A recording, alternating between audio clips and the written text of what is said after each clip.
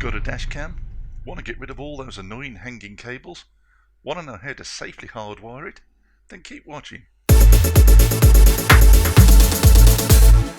Hi YouTube, my name's Jeff, and today I'm going to be looking at hardwiring a Transcend DrivePro 200 dashcam into my 2005 Toyota Land Cruiser LC4.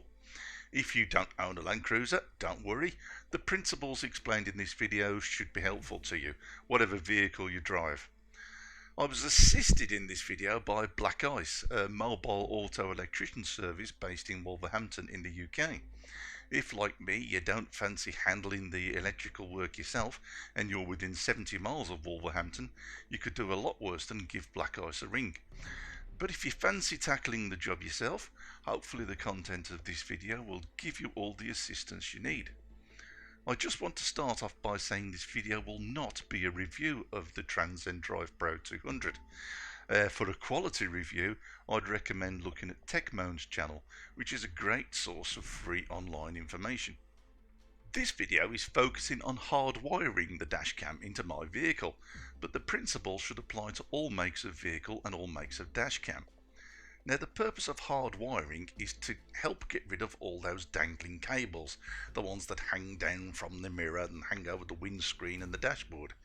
It's about relocating the power adapter from the cigarette socket to somewhere inside the dashboard, making a sound electrical connection and tidying everything up neatly away, making sure everything's nice and safe. I'm going to begin very quickly by talking about positioning the dashcam. Obviously dashcams usually fix onto the windscreen, but where on the windscreen? Here in the UK there is actually legislation in place that can cause a vehicle to fail an MOT with an incorrectly located dashcam. Whether a passing policeman can issue a ticket or not, I'm not sure, but I'd rather not take a chance. I'm not sure of the legal position in other countries, but hopefully what follows will just be a source of good practical sense.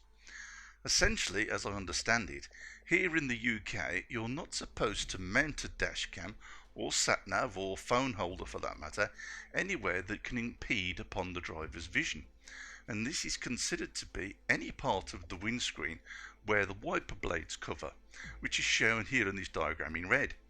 Anything outside of this area, the green parts, that's fine, but of course this is usually very narrow and very impractical for fitting purposes. Thankfully there's a very useful grey area legally, and that's where the rear view mirror is located. Even though this is technically an obstruction to the driver's vision, it's a standard safety item and therefore it's acceptable. So if we place our dashcam in front of the mirror, then legally we're fine. It's also a very practical spot that gives the camera good coverage. Right, let's get started by looking at the cables. We can begin with the cable leading directly from the dashcam. We can hide this cable neatly at the top of the windscreen, simply by inserting it into the little space that exists between the glass and the roof lining.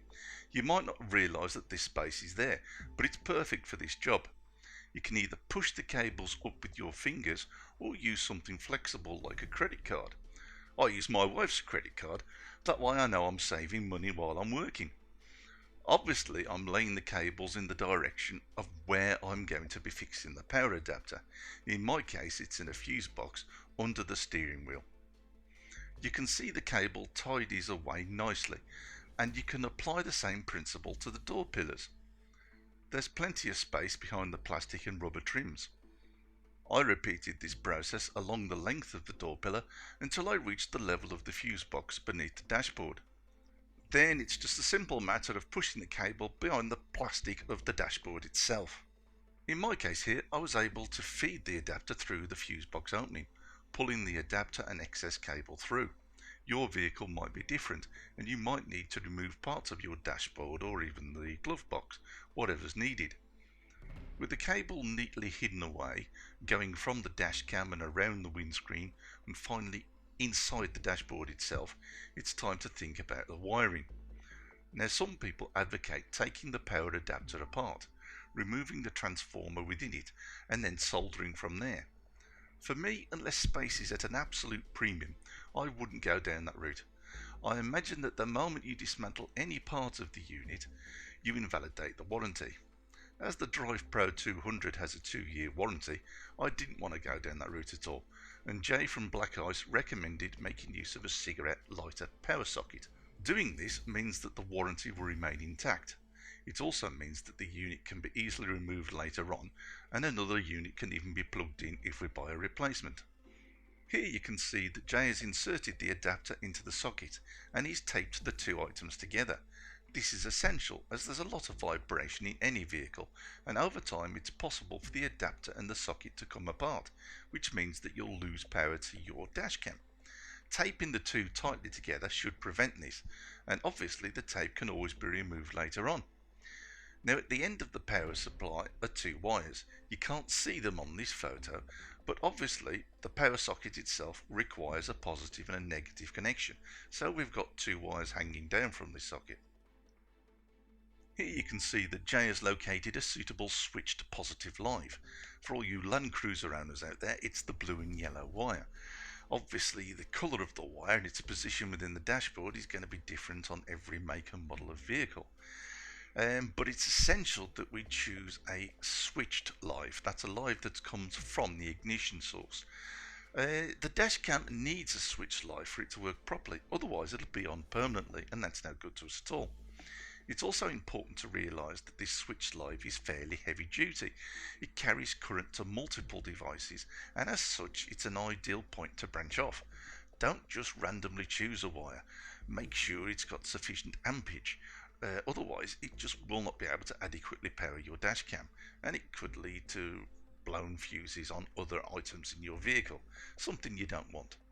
Now here Jay is splicing the wire. In other words, he's exposed the bare copper within a small section of the wire, and he's connected another wire to this, and that will feed the power socket. To ensure a good join, he's soldered this joint, and he's then covered the joint liberally with electrician's insulation tape. This is critical as you don't want a live wire flapping around on the inside of your dashboard. To the end of this newly soldered wire, Jay added a fuse. Now purists out there will realise that the dashcam power adapter already contains a fuse, but of course Jay's a professional. He's not there thinking about the dashcam at this point. He's fitting a socket, he's fitting a power socket, and as such that needs a separate fuse. You can see it more clearly in this diagram. The other terminal of the fuse joins directly to the power socket, giving us a switched fused live supply, and of course this socket now gets attached to the power adapter. But of course we've still got to connect a negative supply to the socket. In the driver's footwell next to the pedals, you can see that Jay pulled back some plastic trim. Behind this trim you can clearly see a small bolt. This bolt screws directly into the chassis of the vehicle, and as my car, like most vehicles, has a negatively charged chassis, this is an excellent place to connect to the negative terminal for the power socket. Jay simply used a ring connector, attached this to a length of wire, loosened and removed the bolt, then reattached the bolt with the ring connector beneath it, making a stable negative connection, a process commonly called earthing or grounding. Again, hopefully this diagram will make things a little easier for you to see. You can see at the bottom of the image there's a nut or screw. This is earthed to the vehicle chassis and is therefore negatively charged. So from there a wire is connected to the power socket. The power socket now has both positive and negative connections, and the dashcam adapter is securely plugged and taped into this. A quick turn of the ignition key proves that the connections are working perfectly and the dashcam's working. Jay then took the excess cable, neatly looped this and taped it all together, removing all the slack. Everything was then slid comfortably inside the dashboard, out of the way and completing the job. All sorted, all wired up, all nicely done. Thanks a lot, Jay. And does it work? Yes, even in the dark and the wet. Even when people walk in front of my car and try to commit suicide, it works a treat. If you watch TechMoan's review, the one that I mentioned earlier on in this video, you'll see that he mentions the amount of chrome on this particular dashcam. If you're lazy like me and you don't want to take the dashcam out every time you leave the car, then this tip of his may help. The chrome stands out and can attract the attention of would-be thieves. Simply wrapping a little black tape around the chrome parts and even the large white lettering makes a surprising difference. It might not look too pretty, but the dash cam still works fine, and it really does help hide it from view. Plus, we haven't infringed on the warranty with any paint or any other nasties, just a little bit of tape that can be easily removed. So that's it folks, we're all done. I will be doing another video on fitting a rear facing car camera, one that records what the driver behind is up to, so please do look out for that. I'd also like to thank Black Eyes for their excellent professional mobile service and recommend anyone within 70 miles of Wolverhampton in the UK to check out their website and make a note of their number. It's excellent service and top quality work, and they'll do it where it's convenient for you. It's a mobile service. It's fantastic. Now, if you do have any questions about this video and the topic that we've covered here, feel free to get in touch. I'm no expert, but I'm happy to offer any advice that I can.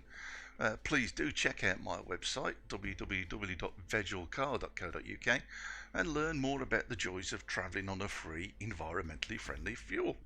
I'd be grateful if you could like this video, or drop a comment below, as this helps me get the good word of Vegil motoring out there. If you don't like this video, then why not drop me a line and tell me why? Maybe I can improve upon it. And if you could subscribe, that would be even better. So again, that's it. Thanks very much. Look out for my other videos, and thanks for watching.